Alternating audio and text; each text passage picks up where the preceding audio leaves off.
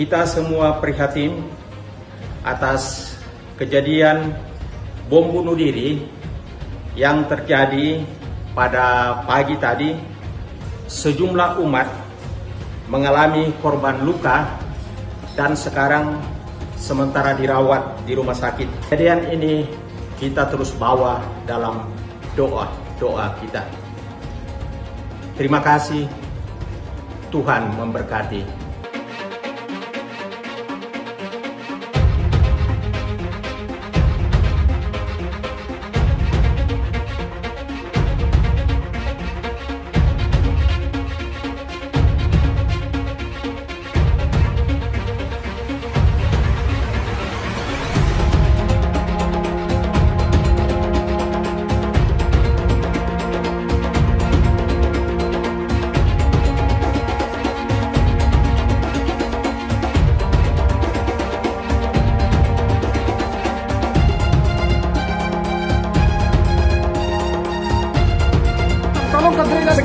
Terjadi bom bunuh diri di katedral, di depan pintu sebelah kanan katedral. Itu? Kita semua. Saya yang dekat-dekat di sini. Yang orangnya di mana? Itu meninggal langsung.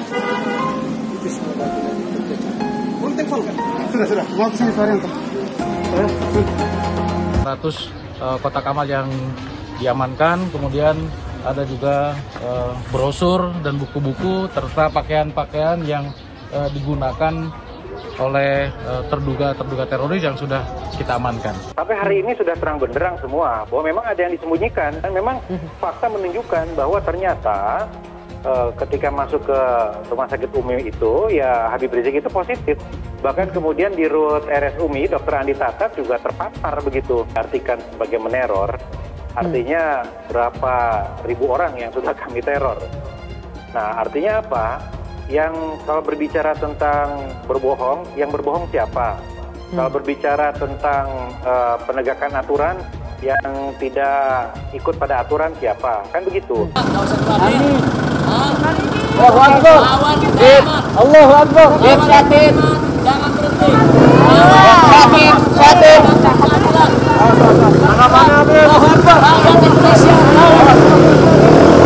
Nggak apa-apa, itu biasa kan, setiap orang terdakwa pasti mencari alibi-alibi atau argumen-argumen untuk membebaskan diri. Hanya untuk menggiring masyarakat bahwa saya tidak salah.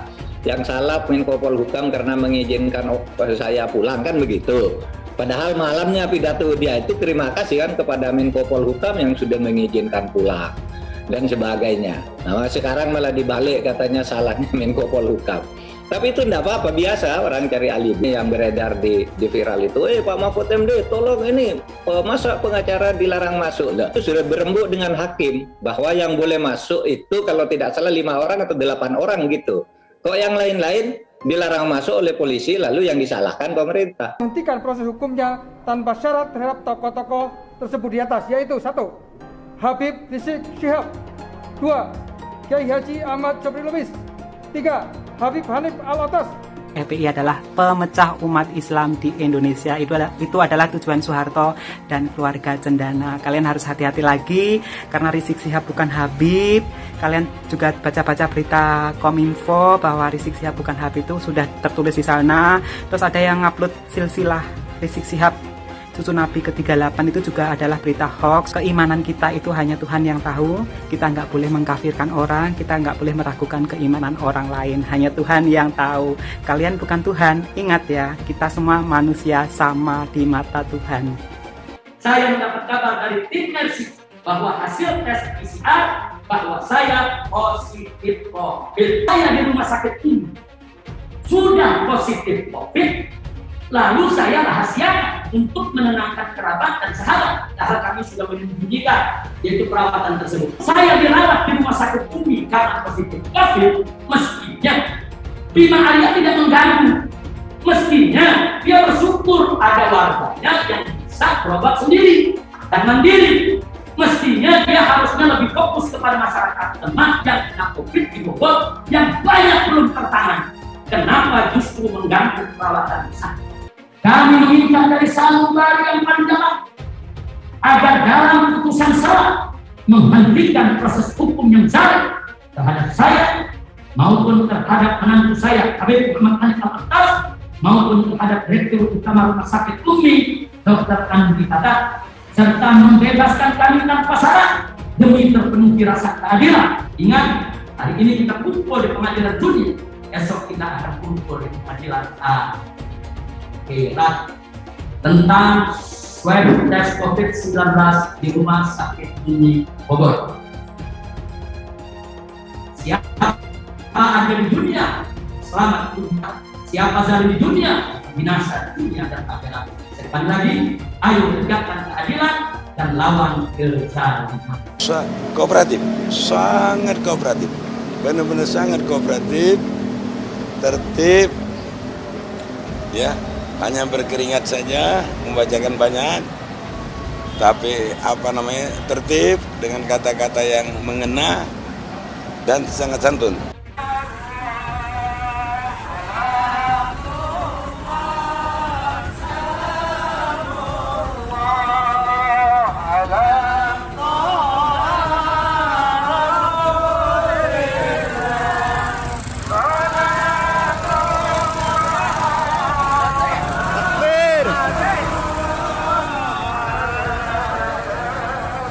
Komisi Yudisial meminta kepada tim penasihat hukum terdakwa Muhammad Rizik Syihab agar lebih menghormati hakim serta menjaga tata tertib persidangan. Masker dipakai, jangan banyak juga nggak dipakai pejabat. Ini yang kecil doang 2 jam kalian. Kalian sudah puas dorong saya. Kalian sudah keterlaluan.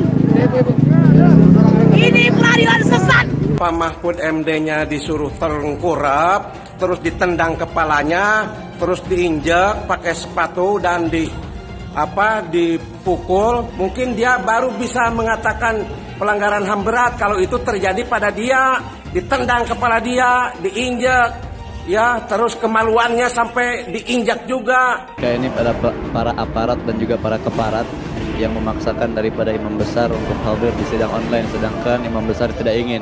Maka demi Allah, saya yang akan bersaksi di akhirat nanti yang memaksakan para pemerintah tersebut untuk masuk ke dalam nerakanya Allah Subhanahu wa Ta'ala. Intinya, untuk tanggapan pribadi saya, mereka yang memaksa daripada imam besar, maka akan saya juga paksa mereka nanti di yaumil kiamah untuk masuk ke dalam nerakanya Allah Subhanahu wa Ta'ala. Rizik Syihab itu bukan Habib. Dia hanya preman berjubah, preman bersorban. Kayaknya si Rizik ini kalau lihat ya, dia ini kayaknya kurang cat mesum. Tidak ada imajinasi untuk melakukan pemberontakan apalagi. Kenapa Habib Rizik dijadikan musuh? Jokowi kita ganti namanya menjadi Jokodok, sudah. Setuju? Siap turunkan Jokodok. Siap turunkan Jokodok. Siap lengserkan Jokodok. Takbir. Berani bunuh pendeta-pendeta radikal. Berani habisi Kristen radikal. Takbir. Jangan salahkan umat Islam kalau besok kepalanya ditemukan di jalanan, saudara. Takbir. Takbir. Siap bela Nabi. Siap bela Nabi. Siap mati untuk Rasulullah. Takbir. Pertama kafir, kedua goblok. Kitab Bible Kristen itu bohong. Saya bukan mengatakan Bible Kristen fiksi, Bible Kristen itu palsu. Saya nggak pernah mundur untuk kebenaran, keadilan, kejujuran, dan peri kemanusiaan. Gue nggak pernah mundur, dan gue nggak pernah takut juga sama lu. Siapapun yang rasis, gue akan hadapin. Gue bilang, karena rasis itu dia berperi kemanusiaan. Sama saya ditanya dulu kan, kamu nyesel nggak statement kamu di Pulau Seribu sehingga masih masuk penjara? Tidak pernah nyesel, karena saya mengatakan kebenaran. Nabi Muhammad dulu juga bukan cuma dakwah ya, beliau juga dagang gitu loh. Mengerti tentang saham, wah ini anak S2 kalah ini. Saya kira itu yang paling penting gitu, ngerti gimana trading saham. Apalagi di saham lagi bullish, orang biasa pun jadi pinter semua sekarang. Karena pasti cuan ini. Hai semua, dengan saya Jonas Leong. Terima kasih banyak buat kalian penonton setia yang selalu menonton di channel ini. Saya secara personal sangat menghargai waktu kalian. Dan saya sudah menganggap kalian sebagai family karena kalian selalu support di channel ini. Bagi kalian yang selalu menuliskan opini kalian di kolom komen, saya baca komen kalian satu persatu. Saya baca komen kalian untuk mengetahui opini kalian, tanggapan kalian, dan masukan kalian sangat berguna untuk video selanjutnya. Terima kasih banyak buat kalian yang selalu menekan tombol like di awal video. Video seperti ini membutuhkan waktu dan juga research. Dan ini semua gratis untuk kalian. Jadi pastikan kalian menekan tombol like-nya, supaya saya mengetahui kalian menyukai konten yang saya bagikan. Untuk investasi saham, membuka sekuritas, dan kelas trading, silahkan tekan link di kolom deskripsi. Selamat menonton guys, enjoy! Selamat siang para pastor dan seluruh umat. Atas nama Kuria Keuskupan Agung Makassar, kami menyampaikan beberapa hal berikut ini.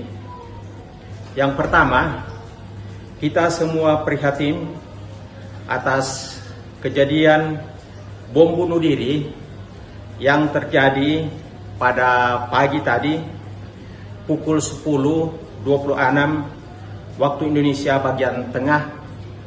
Lokasinya di pintu gerbang samping arah Jalan Kajola Lido dekat Pos Satpam Gereja Katedral Makassar. Yang kedua, sejumlah umat mengalami korban luka dan sekarang sementara dirawat di rumah sakit. Yang ketiga, Bapak Uskup dan para pastor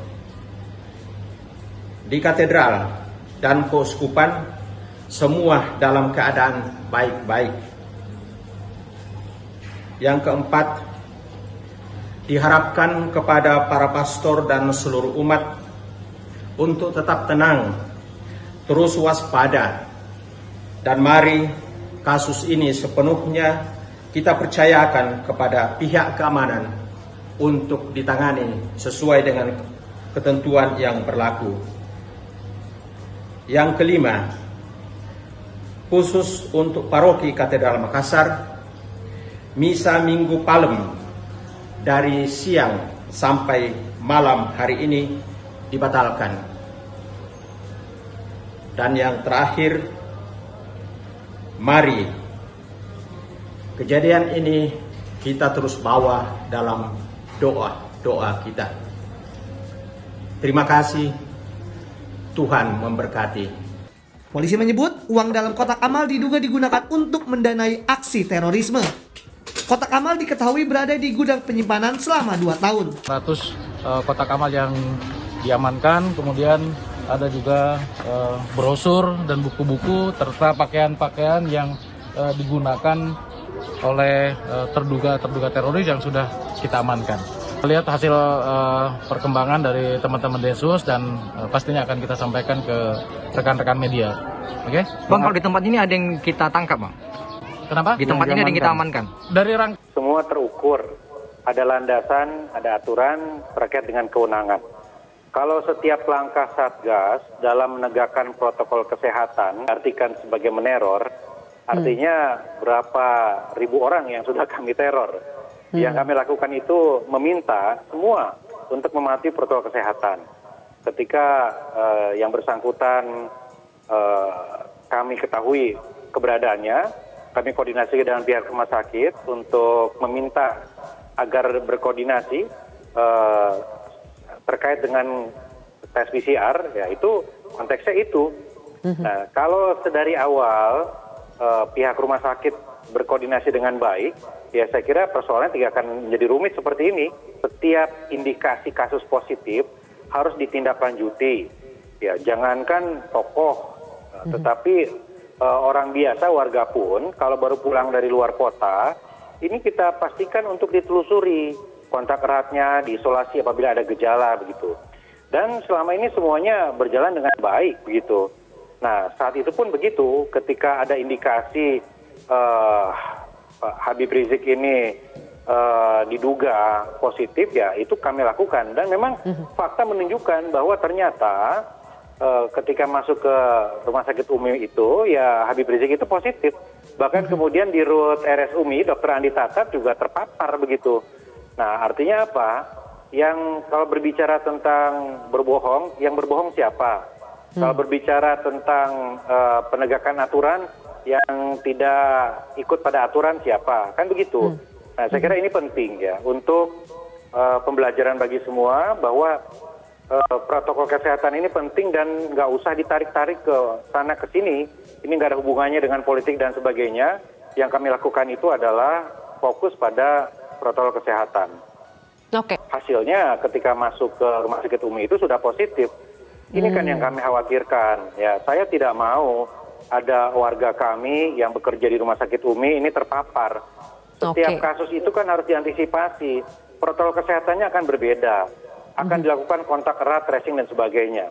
Malam itu saya ingat sekali. Saya bilang yang bekerja di Rumah Sakit UMI ini juga menjadi tanggung jawab kami. Harus kami lindungi. Konteksnya adalah itu.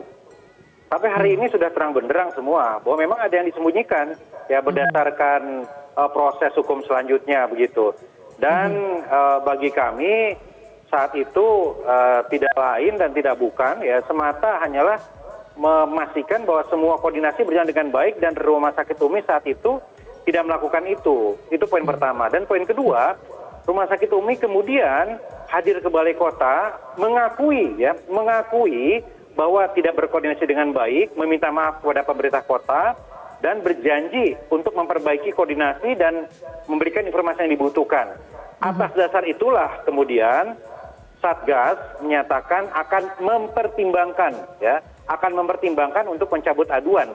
Dengan catatan Rumah Sakit UMI itu mematuhi apa yang disampaikan, komitmen dan berkoordinasi dengan baik. Tapi itu pun kemudian tidak dilakukan oleh Rumah Sakit UMI. Kami sampaikan itu, ini masih saya pegang draft press conference-nya, poin nomor 12, saya bacakan lagi.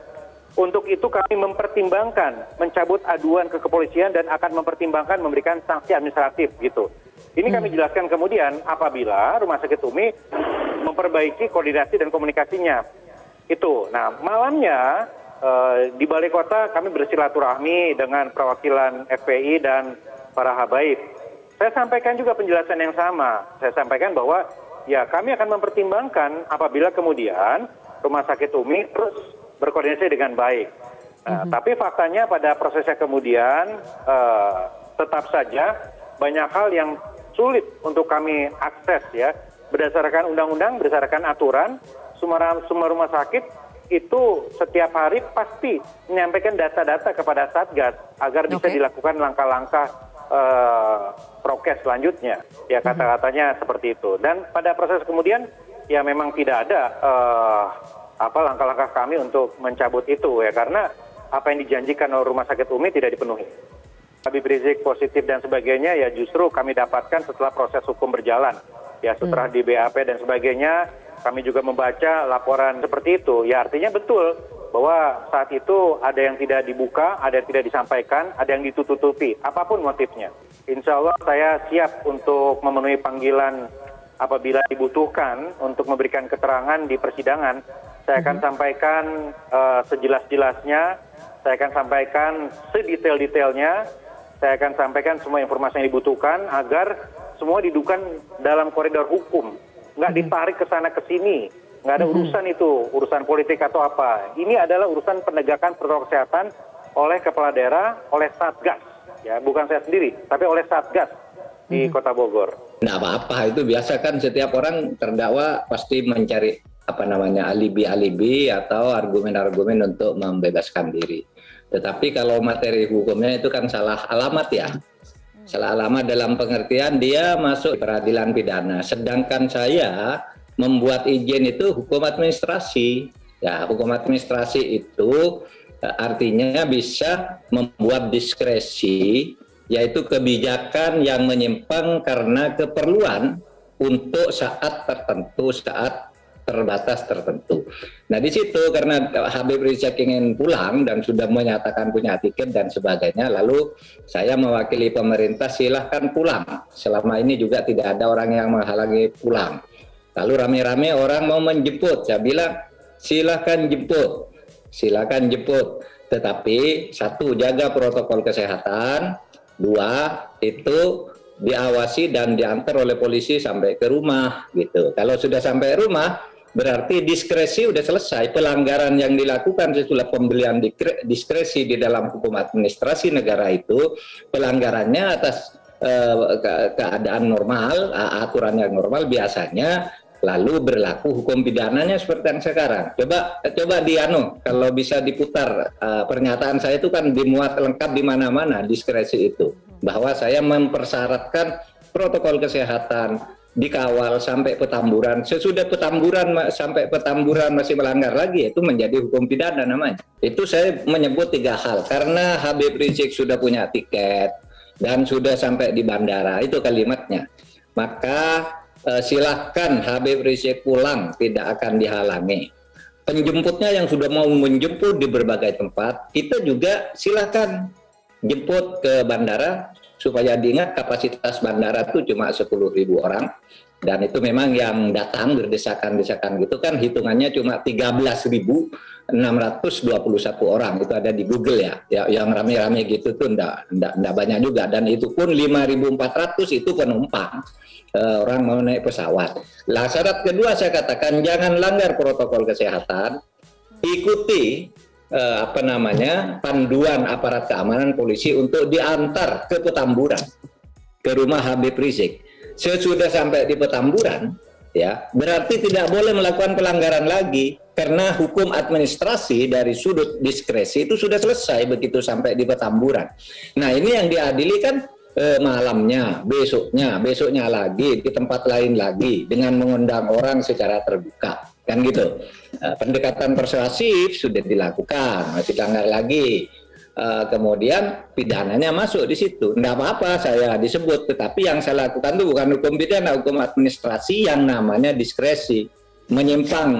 Penyimpangan untuk menyelesaikan sesuatu masalah yang mendesak. Gitu. Pemerintah sekarang tidak boleh lagi itu ikut campur urusan pengadilan. Penilaiannya nanti pada hakim. Nah kalau Anda bertanya opini, ya memang jelas opininya itu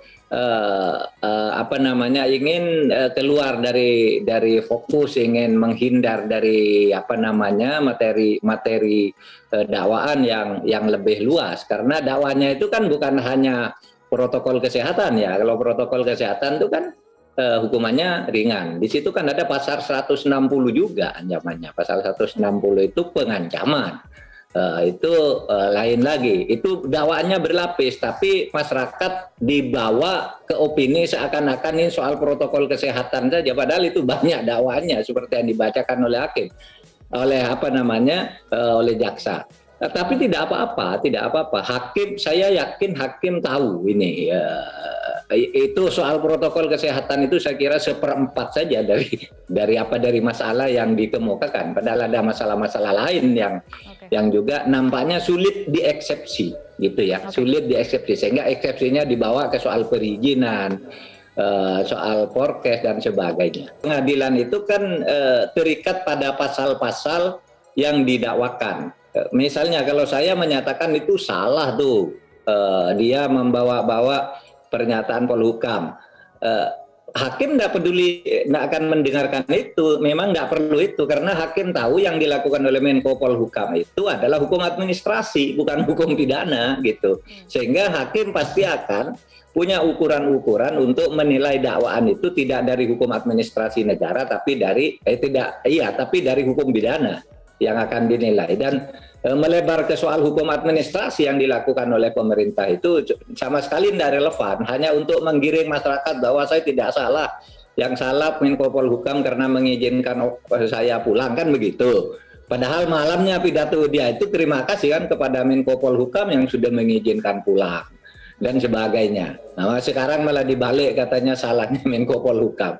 Tapi itu tidak apa-apa, biasa orang cari alibi, dan pemerintah tidak akan terlalu serius lah menanggapi hukum pidana dengan hukum administrasi, begitu. Aparat pemerintah yang dibawa koordinasi Menko Polhukam supaya menjaga keamanan itu.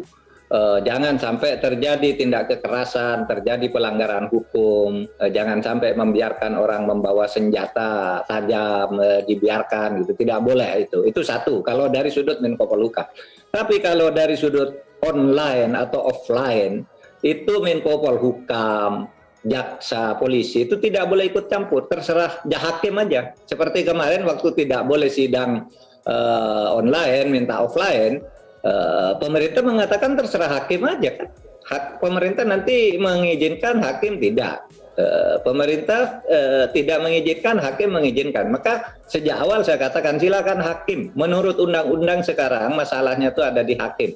Mau di stop lagi menjadi offline terus atau online lagi itu terserah hakim. Yang beredar di viral itu, Pak Mahfud MD tolong ini masa pengacara dilarang masuk. Lah, itu sudah berembuk dengan hakim bahwa yang boleh masuk itu kalau tidak salah 5 orang atau 8 orang gitu. Kok yang lain-lain dilarang masuk oleh polisi lalu yang disalahkan pemerintah. Itu hakim sudah berembuk dengan tim pengacaranya itu bersama jaksa.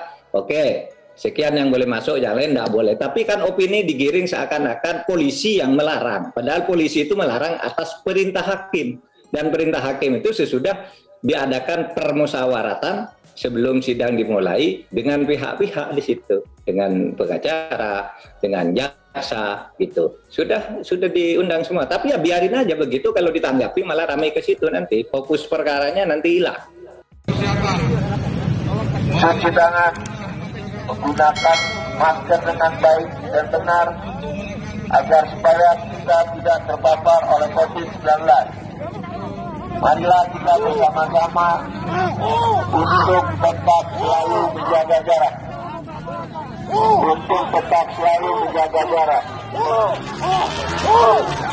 Kami ingatkan bahwa kluster COVID akan muncul ketika bapak-bapak berkerumun.